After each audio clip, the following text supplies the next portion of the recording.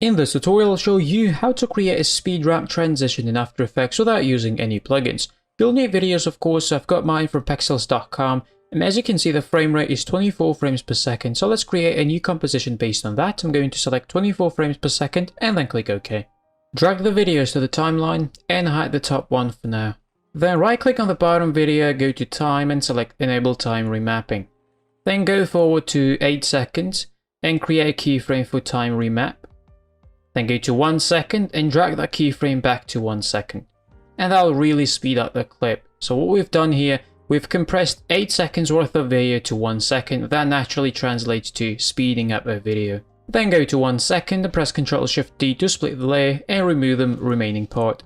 Let's make the top video visible again and right click on it, go to time and select Enable Time Remapping again.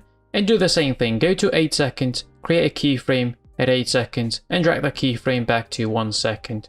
But do not trim the remaining part because we need something to continue playing after the transition. Just align the start of the video to 1 second so we have a transition from one video to the other. Then select the first video keyframes, go to the graph editor, and if your graph does not look like this, make sure you right click and you are in Edit Speed Graph. Then select the left point and drag the handle to the bottom. Make sure to hold Shift so it snaps into place. And for this point, make it lean to the right all the way by dragging it to the right. Let's exit the graph editor and select second video keyframes.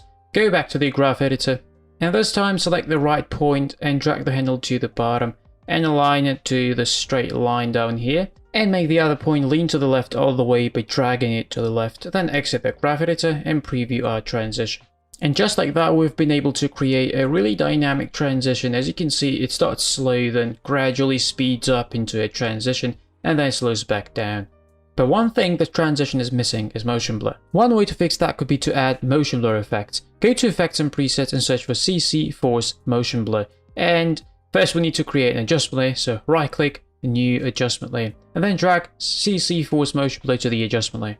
Then in Effect Control, set Shadow Angle to 360 and Motion Blur Samples to 16. That'll improve the quality of the motion blur. Let's preview this with motion blur applied. And straight off the bat, you can see the difference that motion blur has done to this transition. It has made this transition much more dynamic by adding an artificial layer of motion blur. And that brings us to the end of this tutorial. If you like this transition and learned something new, please give this video a like. I'll see you in the next one. Peace out.